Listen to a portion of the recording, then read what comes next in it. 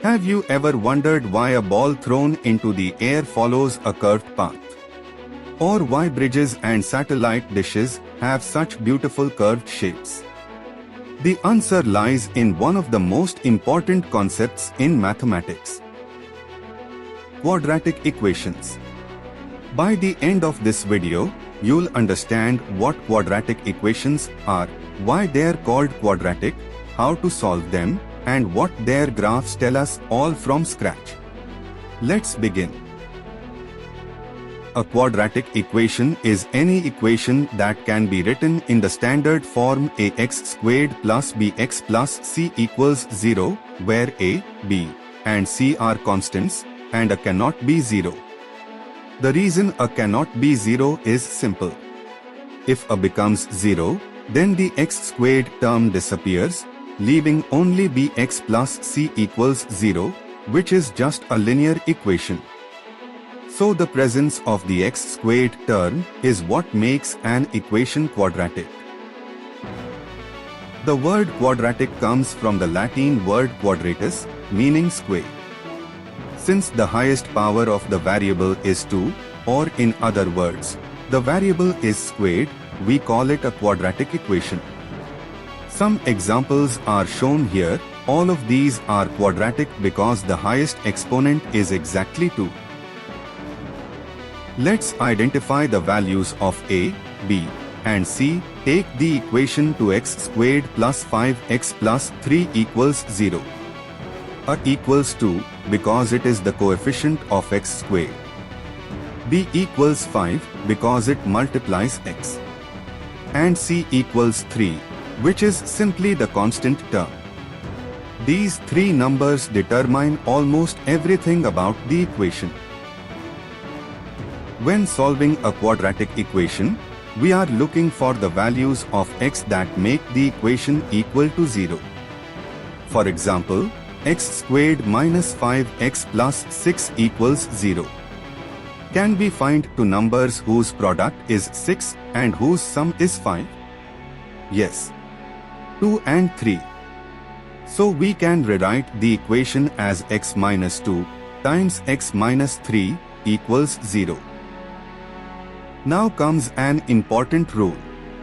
If the product of two numbers is 0, then at least one of them must be 0. So, x minus 2 equals 0, or x minus 3 equals 0. Therefore, x equals 2 or x equals 3.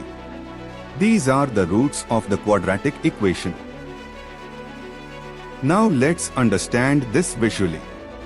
Instead of looking at the equation alone, let's graph the function y equals x minus 2 times x minus 3.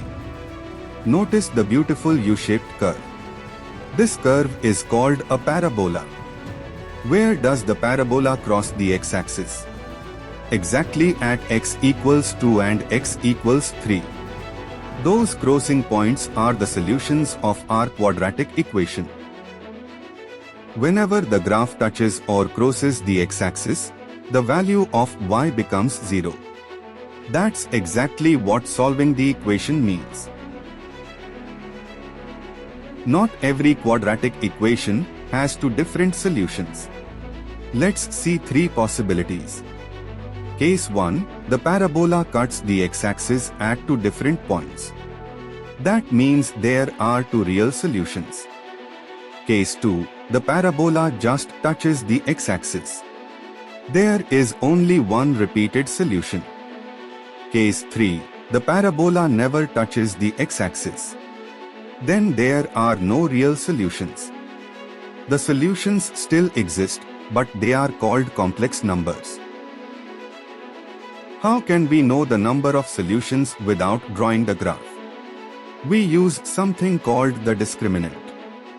The discriminant is d equals b squared minus 4ac. If it is positive, there are two different real roots. If it is 0, there is exactly one repeated root. If it is negative, there are no real roots.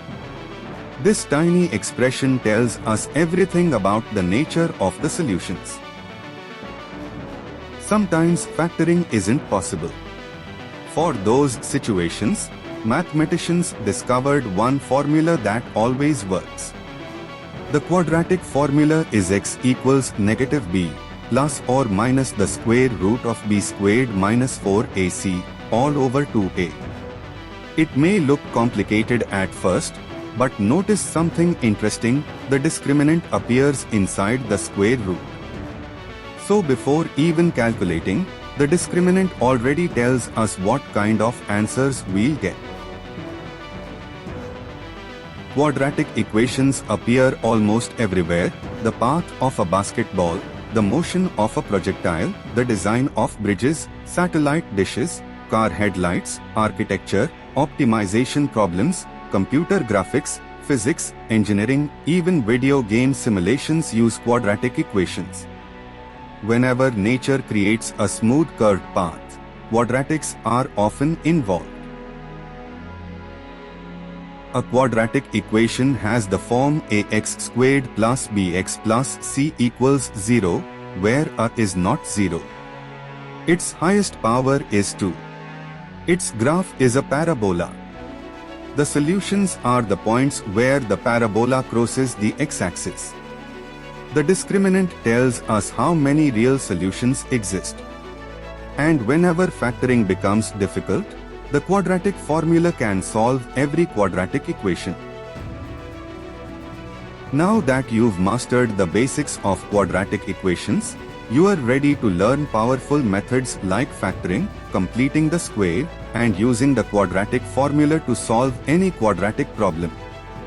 Thanks for watching, and I'll see you in the next lesson.